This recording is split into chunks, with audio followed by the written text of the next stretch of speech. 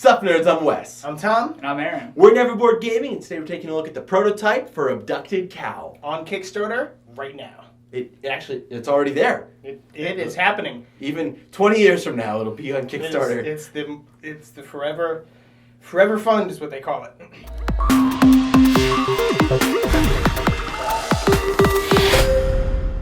Abducted Cow is a light little 2 to 5 player kind of party game where you're going to be trying to race to collect the most cows. You guys are basically just like an alien trying to steal cows from planet Earth. And so on your turn, you're going to be collecting a cow and collecting some energy, and you're going to use that energy to power up your cards and use them. Some of them are used for attacks, or used for actually killing off cows, or stealing cows, or protecting your cows. Yeah, because why would you want to kill a cow and you could steal the cow? Like, we're trying to get the most cows, killing a cow off is kind of counterproductive.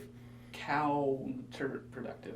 Abducted Cow is kind of like Exploding Kittens in terms of complexity and how wacky it is, but what Exploding Kitten does have that this doesn't have is sort of a press your luck aspect. This is a bit more strategic than that, because what this has that Exploding Kittens doesn't have is a resource for the cards that you get. You have energy, and when there's a game where we're all drawing from the same deck and playing those cards, and the cards have no resource involved with them at all, it's really just a luck of the draw type of thing, which is why Exploding Kittens even really has that press your luck type of thing. So you can't just draw and get the best card. And here you could draw the best card, but you might not be able to play it, which I think is a really good thing. For every game, almost every game, cards should have a cost associated with them to balance that out.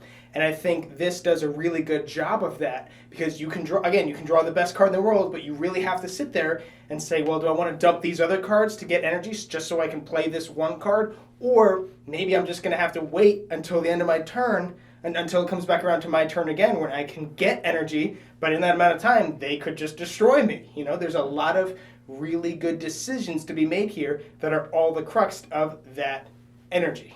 And like most light card games, it's not like you could have, I had one point where I had a really good card that was really expensive, but it let me kill off 5 cows. I'm like, this is crazy. But I got it early on, and I'm like, I could save this card and spend a couple turns building up energy and then play this and really hit somebody hard. But not only am I missing out on other things that are happening, but because this is a lighter kind of wacky card game, there are plenty of other cards in the game that they could force me to discard a card, or they could steal cards from my hand, or they can zap my energy, not my cows. So there is that I'm going to hold on to this and hopefully it works out. But also if you are holding one card and dumping all your other cards and just gaining up energy, they're kind of looking at you saying, he's got something coming. We need to deal with this guy. Which is why it's great that you can dump cards to collect energy instead. So if you do have those powerful cards that you can't afford, you can just ditch them, get more energy, and just slowly, maybe you play more defensive if you can't, get enough energy to pull off the high attack cards. Yeah, so there is a little bit of turtling in this game where you could just... There's a literal turtle shell. right. What I'm saying is that's also a strategy. Is you could just kind of keep, dump your hand until you get as many defense cards as you can and just try and just get that one per turn.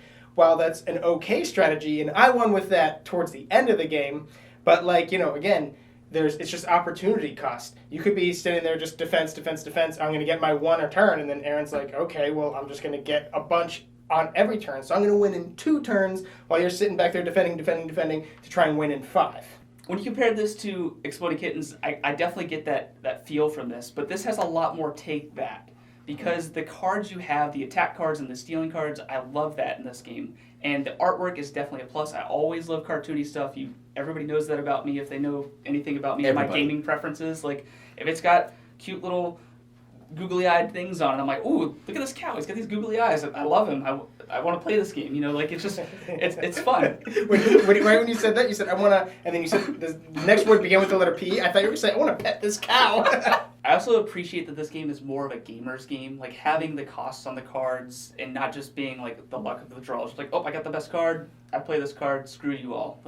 Having to choose when you're going to screw people over is a lot more fun. I do think Abducted Cow is better than Exploding Kittens. Now, not to trash on that game per se, and I know it may just sound like a very small little thing, is the idea of balancing cards with their costs, but it is a really important feature, and it's a basis that a lot of other games build upon.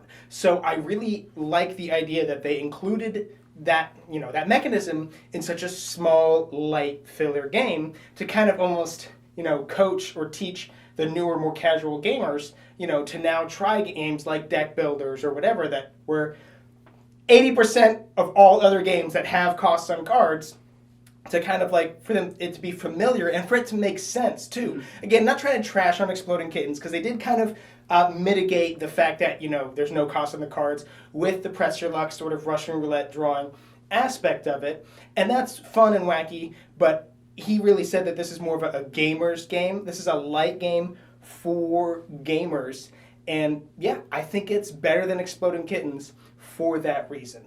Also, Aaron talked about the art. They have the cow beetles from Futurama on here. So, I mean, you've already backed it since I said that now, didn't you? Take my money. That joke was bad. You should feel bad. Oh, man. So I know we've been harping on this a lot, and I'm sure we're not the only ones that are going to say it. But comparing this game to Exploding Kittens, I think that Board Deck and Dice in their quote said it best when they said that this is the game that Exploding Kittens should have been. I think there's kind of a line in the sand between like casual games and gamer games. Things like, Apples to Apples and Cards Against Humanity is on the other side. You just find it in like big box stores and stuff.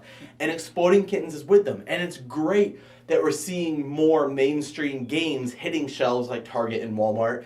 Not that it's taking away from your local gaming store, but it just means that there's so much more access to these games and the hobby is growing, so it's becoming more mainstream, more money is funneling into it, and making it just continue to explode and provide more and more games for us to play. And I think that this and Exploding Kittens are like toe-to-toe on that line, but on opposite sides. Where Exploding Kittens is the game that people are just going to be like, oh, look, it's got the Oatmeal's artwork on it, and it's great, and it's fun, and blah! But a lot of like serious gamers are going to be bored playing it because it really is just wacky, luck of the draw, press your luck, meh. Whereas this is a very similar feel, but you're actually thinking and you're strategizing, and they're saying with the energy and the resources that just keep this game just something a little bit more, that it has like some meat to it. It's not just all fluff, pretty artwork, filler stuff. And I also like the fact that every turn you get a count and energy.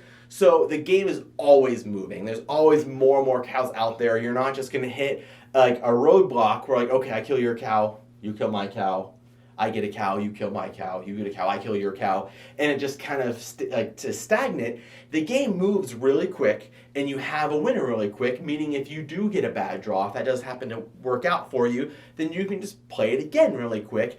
And it's one of those games that I think is perfect as a filler game between big games or for casual gamers.